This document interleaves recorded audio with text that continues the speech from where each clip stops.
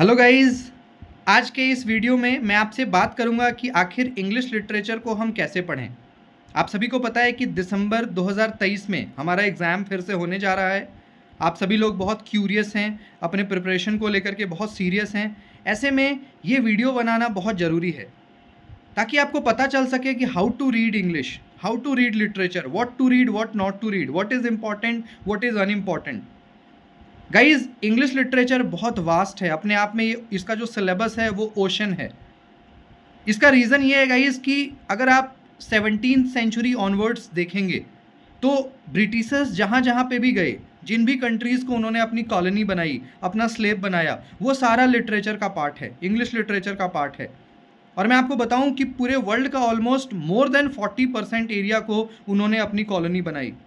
पूरा इंडिया आप ले लीजिए, पूरा अफ्रीका, ऑस्ट्रेलिया, कैरेबिया, कनाडा, अमेरिका और भी कई सारे ऐसे कंट्रीज़ हैं गाइस जिसको आप Commonwealth you can say literature भी कहते हैं, कॉमनवेल्थ तो इंपेरियलिस्टिक पॉलिसी उनकी रही।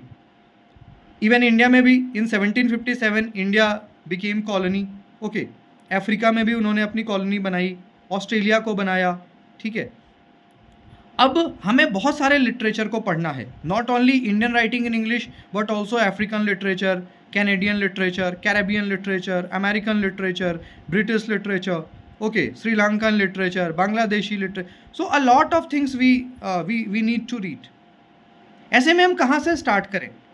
गाइज, मैं आपको बताऊं कि 35 to 40% जो क्वेश्चंस होता है वो ब्रिटिश हिस्ट्री से आता है। तो ब्रिटिश हिस्ट्री पे आप ज़्यादा एम्फेसाइज करें स्टार्टिंग डेज में। Just try to complete British literature as early as possible. British literature में क्या पढ़ें?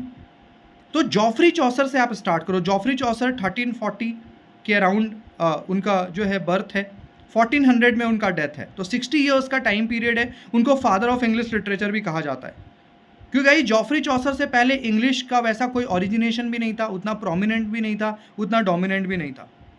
Geoffrey Chaucer was the first person who introduced English. Canterbury tale आपने पढ़ा है 1386। हालांकि Canterbury tale remain unfinished. Total उसमें 24 टेल्स हैं, 31 पिलग्रिम्स हैं, तो बहुत इंपॉर्टेंट भी है हमारे एग्जामिनेशन के पर्सपेक्टिव से। तो जॉफ्री चौसर को थारली पढ़िए। उनके डिप्लोमेटिक मिशंस, वो पेट्रार्क से मिलते हैं, दांते, बोकेशियो, इटली, फ्रांस, स्पेन, कई सारी कंट्रीज़ में ही visited throughout his life. इसके साथ साथ उनके जो भी कॉन्टेम्प्रेरीज हैं, either John Gower, William Langland और भी लोग, उसको आपको बहुत ही यू कैन से केयरफुली पढ़ना है।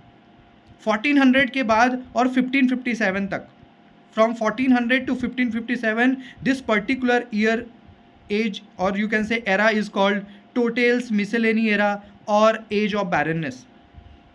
Guys, age of barrenness why? क्योंकि गाइज 1337 से 1453 तक almost 100 year war was there between England and France. And you can imagine guys कि 100 ईयर का वॉर है, इतनी पॉलिटिकल अनस्टेबिलिटी होगी, इतनी इकोनॉमिक अनस्टेबिलिटी होगी, तो कैसे लिटरेचर प्रोड्यूस हो सकता है, वैल्यूएबल लिटरेचर? ऐसे में गाइज वो जो पूरा 150 ईयर्स का टाइम पीरियड है, 1400 to 1557, ऑलमोस्ट 157, ये पूरा बैरन चला गया। हालांकि इसमें कुछ प्रोमिनेंट राइटर्स हैं but all are like the followers of Chaucer. Scottish Chaucerian आपको पढ़ सकते हो, date is important. Scottish Chaucerian, Tottel Miscellany you can say anthology है, ऑलमोस्ट कलेक्शन ऑफ 271 पोम्स, इसलिए बहुत ही प्रोमिनेंट वर्क है, इसलिए टोटल मिसेलेनी एरा भी कहा जाता है इसको। 1557 से लेकर के गाइज आपका 1625 तक एलिजाबेथन एरा हम कहते हैं, क्योंकि Queen Elizabeth ascended the throne in 1557। और ये गाइज एक गोल्डन पीरियड भी है, क्योंकि गाइज 1557 to 1625 में इतने प्रोमिनेंट ड्रामेटिस्ट हमें देखने को मिलते हैं, पैम्पलेटियर मिलते हैं, प्रोज राइटर मिलते हैं। विलियम शेक्सपियर भी इसी टाइम पे हैं, 1564 बॉर्न, 1616 डाइड। एडमंड स्पेंसर मिलते हैं, फिलिप सिडनी मिलते हैं, यूनिवर्सिटी वीट्स मिलते हैं, Christopher Marlowe, Ben Jonson, John Lyly और कई सारे लोग गाइज जो प्रोमिनेंट हैं। एलिजाबेथन एरा से पहले इतने prominent you can say literature नहीं रहे इंग्लिश लिटरेचर के हिस्ट्री में। तो William Shakespeare you all know, father of English drama. Ben Jonson you all know, comedy of manner and comedy of humour. University wits आप सब लोग जानते हैं, John Lyly, George Peele, Thomas Nashe, Christopher Marlowe, Thomas Kyd, तो ये सारे लोग guys बड़े प्रोमिनेंट हैं। 1603 में Queen Elizabeth I think died, तो 1603 to 1625 this particular period is called Jacobean era. Jacobean era, इसमें जॉन वेबस्टर हैं, who wrote Duchess of Malfi, और भी कई सारे लोग हैं। Then guys 1625 to 1649 is called, you can say, Puritanic age. Okay, Puritanic age, John Milton, you all know. Okay, then guys John Bunyan, और भी कई सारे लोग हैं। 1649 to 1658 is called Puritan interregnum, or you can say, you know what, this period is called. Then guys, 1660 to 1700 is called Restoration era, restoration of monarch Charles II.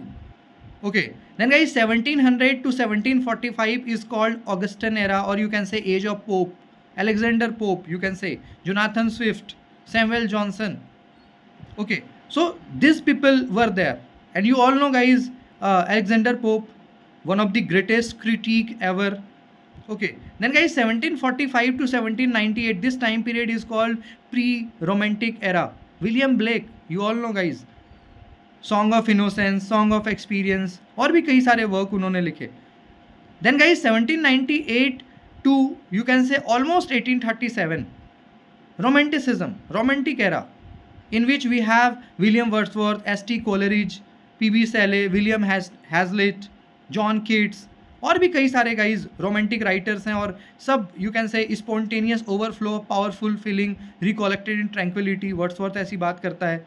Poetry should be there to instruct as well as delight, S T. Coleridge ऐसी बातें करते हैं. John Keats, you all know, he died young. Okay, P.B. Shelley, Lord Byron, कई सारे लोग हैं, यहाँ पे आपको पढ़ना है. Then guys 1837 Queen Victoria, okay, ascended the throne. So 1837 to 1901, because in 1901 Queen Victoria died. So this particular time period 1837 to 1901 is called Victorian era, in which we have like Charles Dickens, you know, D.H. Lawrence भी almost आ गए थे, और भी कई सारे लोग हैं. Then guys 1901 to you can say 1940s or 1945 is called modernism. Okay, modernism. Then guys 1945 to 1990s you can say postmodern era, postmodernism, and 1990s to 2023 till date is called contemporary literature. So guys this is the basic division. और आपको English की जब आप शुरुआत करते हैं, whenever you start reading English literature, first of all you need to understand this time period, this genres, this eras. It will help you a lot in you know, in better understanding of different topics or genres of literature or different writers, from which age that particular writer or you can say prose writer or poet, pamphleteer belongs. तो सबसे पहले guys आप जब भी start करें तो आप ऐसे करें. उसके बाद जितने भी प्रोमिनेंट राइटर्स हैं उनके प्रोमिनेंट वर्क्स को पढ़ना स्टार्ट करें. आज के इस वीडियो में मैंने आपको कैटेगरी वाइज बता दिया. नेक्स्ट वीडियो में मैं और भी डेप्थ में डिफरेंट राइटर्स के बारे में बात करूंगा. चैनल को सब्सक्राइब जरूर कर लीजिएगा. Thank you so much.